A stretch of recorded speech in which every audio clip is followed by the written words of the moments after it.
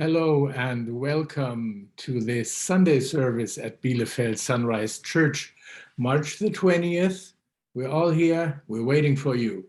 At Sunrise, we are an affirming community, open to all who are curious, seeking new believers, trying to find out together with us what it means to walk with Jesus in the 21st century. Church services start every Sunday at 10 a.m. online on our website with both the sermon and the playlist available for streaming, as well as a sermon at 5 p.m. Please check back with Pastor Andy or the website on the website for details. The live stream, Devotional and Praise on Facebook on Saturday evenings at 6 p.m. As always, for updates and details, please check the website.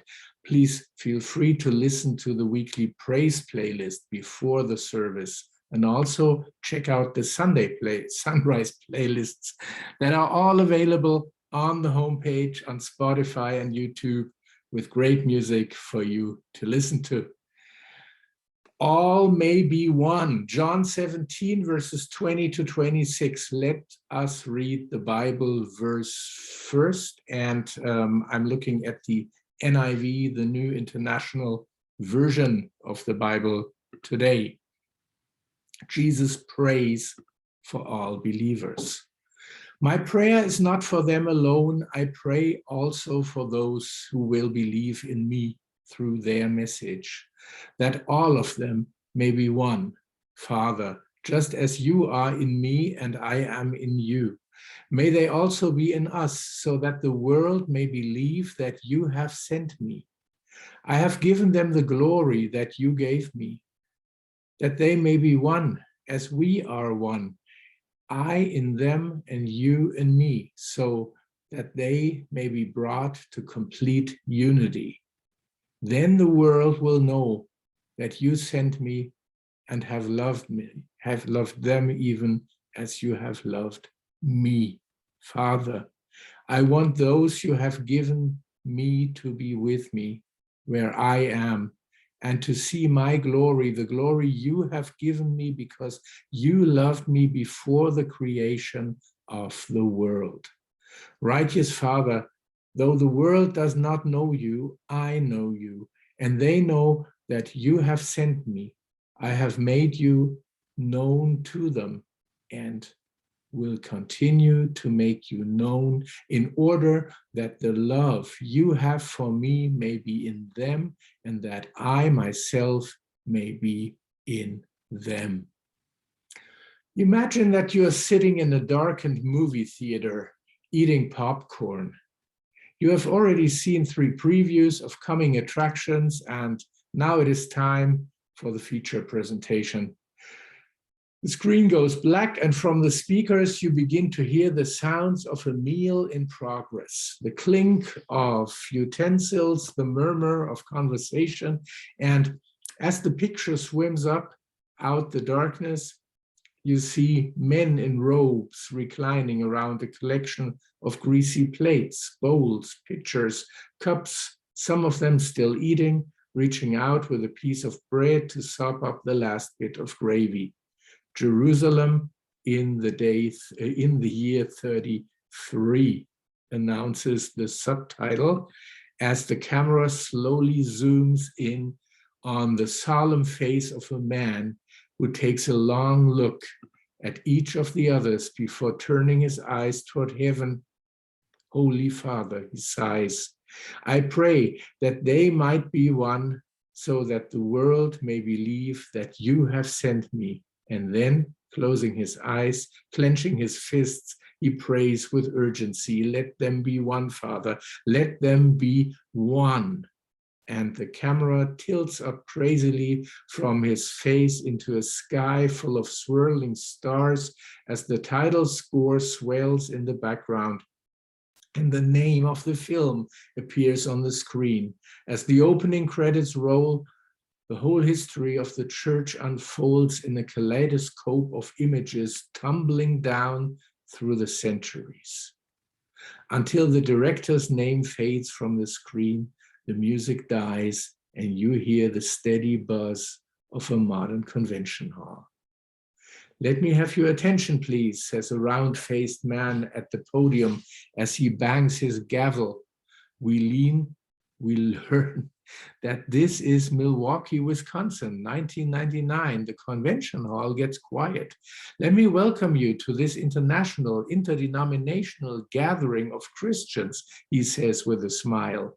"As you know, our purpose in these 3 days is to find some common ground, to draft a confession of faith for the year 2000, with which we all can agree," adding with a chuckle, "Impossible as that sounds, we'll do it like this. Each of you should have received a large card, red on one side, green on the other. As I read the following statements and ask for a vote, show me the green side if you agree, the red side if you don't." And then we'll go on to the next statement. All right? Fine. The first statement from our panel is this one. Jesus was born of a virgin. Remember, green side if you agree, red side if you don't. The camera slowly pans a sea of red and green cards, just about evenly divided. The moderator chuckles again nervously. And I take a break here. And if you wonder why I'm smiling, just wait till early next month for my sermon in 2 weeks' time, where we have the whole situation on the ground. And I'm just picking up. I would like to pick up on it. I'm actually picking up pieces, but that's in 2 weeks' time. Let's go for it. "See what I mean," he says. "It looks like a tie.